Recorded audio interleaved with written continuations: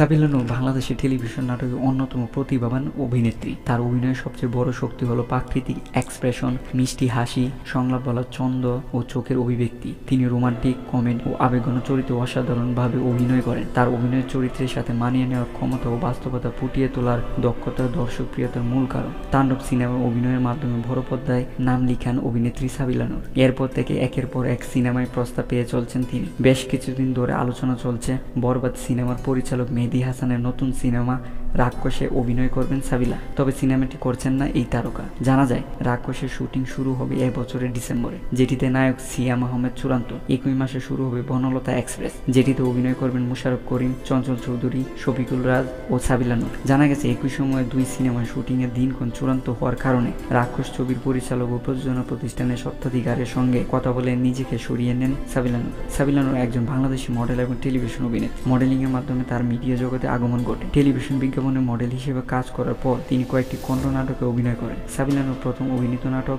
U turn. প্রথম দিকে পরিবারে কিছুটা দ্বিধা ছিল, কারণ তারা চেয়েছিলেন তিনি পড়াশোনায় মনোযোগ দিন, কিন্তু বাবা মা পরবর্তীতে তাকে সমর্থন করেন এবং তিনি ধীরে ধীরে টেলিভিশন নাটকে কাজ শুরু করেন। প্রথম দিকে প্রতিযোগিতাপূর্ণ মিডিয়া জগতে টিকে থাকা ও নিজেকে প্রমাণ করার জন্য সবচেয়ে বড় চ্যালেঞ্জ ছিল। পূর্ণ নাম সাবিলা নূর, জন্ম 27 মে 1995 চট্টগ্রামে, বর্তমানে ঢাকায় বসবাস করেন। বাবা মেজর অফশর শিরিন নূর, সেনাবাহিনী কর্মকর্তা। স্বামী Nehal Sunanda Taher, university of London graduate. 2019 সালে বিবাহ বন্ধনে আবদ্ধ হন। তার প্রথম নাটক ছিল ইউটার্ন, যা প্রচারিত হয় 2014 সালে। এই নাটক দিয়ে তিনি দর্শকের কাছে আলোচনায় আসেন। এরপর ভালোবাসা 101, চুপি চুপি, তোমার আমার, মায়া, বিয়ের বিজ্ঞাপন, মেয়ে নম্বর 13 ইত্যাদি নাটকে অভিনয় করে ব্যাপক জনপ্রিয়তা পান। সাবিলা নূর পড়াশোনায় ছিলেন মনোযোগী। পড়াশোনা করেছেন চট্টগ্রাম ও ঢাকা বিভিন্ন প্রতিষ্ঠানে। উচ্চশিক্ষা নর্থ সাউথ ইউনিভার্সিটি থেকে বিএ সম্পূর্ণ করেছেন। তিনি পড়াশোনা ও অভিনয় দুই ক্ষেত্রেই সফলতা দেখিয়েছেন। অভিনয়ের পাশাপাশি সাবিলা নূর একজন টিভি উপস্থাপক ও মডেল হিসেবে পরিচিত। তিনি অনেক জনপ্রিয় অনুষ্ঠান উপস্থাপন করেছেন, যেমন